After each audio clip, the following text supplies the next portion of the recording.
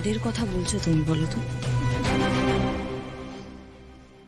আদিত্য, তুমি এতদিন যাদের ভরসা করছিলে তারা সবাই তোমায় ঠকাচ্ছে। এবার তুমি বুঝতে পারবে। তোমার কথার মানেটা কি মেঘা দিদি? পরিষ্কার করে বলো মেঘা, ইনি কে? কে বা কারা এনাকে পাঠিয়েছে এখানে? বলো।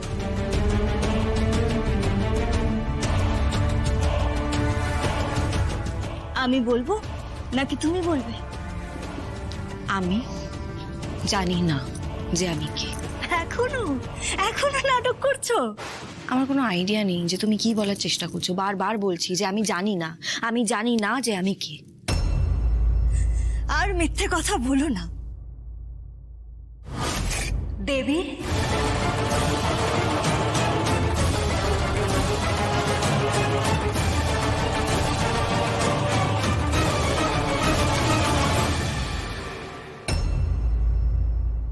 কে দেবী? ও ও দেবী একজন পেশাদার চোর আর নাম করা জালিয়াত। তুমি কেন এখানে এসেছিলে সেটা আমি খুব ভালো করে জানি। খুন করতে এসেছিলে, কারণ তোমাকে বলা হয়েছিল তোমার মুখের সঙ্গে আলোর মুখের মিল আছে। কি তাই তো? কি কিছু মনে পড়ছে নাকি পুলিশের ধোলাই খেলে মনে পড়বে?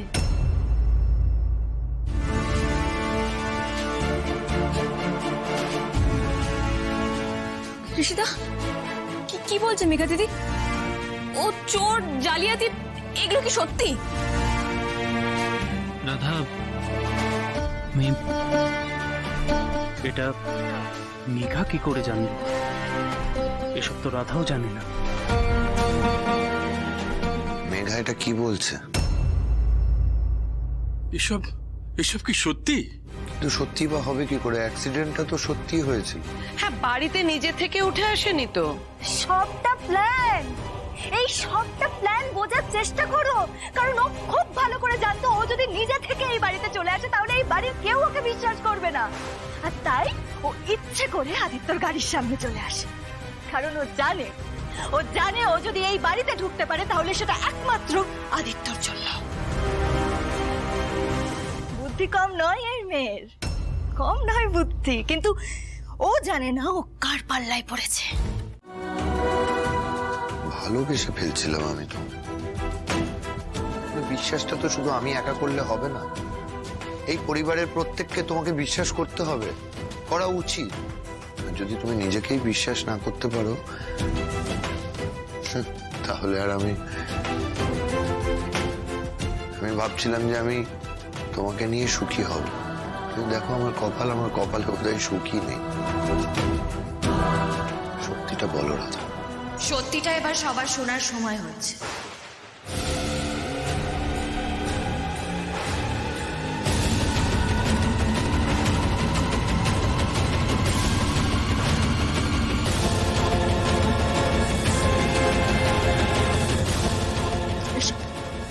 এত বড় সাহস, তুমি আলোর শাড়ি পরেছো? কে দিয়েছে এত সাহস তোমার? তোমার মজা আমি দেখাচ্ছি।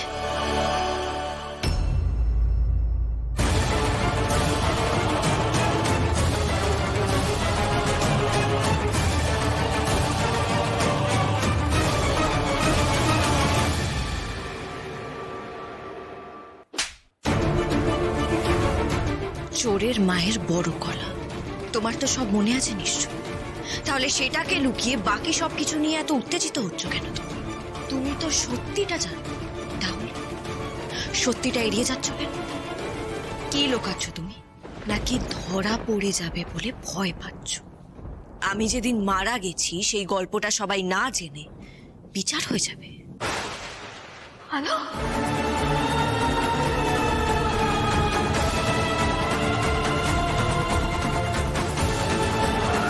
আবার কিছু মিথ্যে সাজিয়ে এনেছো? আবার মিথ্যে বলছো তাই না? করো করো, ভালো করে করো। এক্ষুনি পুলিশ আসবে, পুলিশ এসে তোমাকে হাত ধরে এখান থেকে নিয়ে যাবে। আর শুধু তোমাকে না, সবাইকে নিয়ে যাবে, ওই রাধাকেও নিয়ে যাবে। ডাকো পুলিশ। সত্যিটা এতদিন পরে সবার সামনে খোলসে করে বেরিয়ে আসাটা দরকার। তুমি আমার পরিবারকে, আদিকে, পুপুলকে শেষ করে দেওয়ার চেষ্টা করছো, আর আমাকে বারবার তাই জন্য ফিরে আসতে হয়। আমার পরিবারকে রক্ষা করার জন্য ফিরে আসতে হয় আমাকে, ওদের সামনে ঢাল হয়ে দাঁড়াতে হয়। আমার যাওয়ার পর এই পরিবার, রাধা, পুপুল, আদি যখন সবকিছু প্রথম থেকে শুরু করবার চেষ্টা করছিল, একটা সংসার করবার চেষ্টা করছিল, তুমি আবার সবকিছু ধ্বংস করে দেওয়ার চেষ্টা করছো। এটা আমি হতে দেব না, হতে দেব না আমি মেঘা। সত্যি তুমি আলো? দিদি,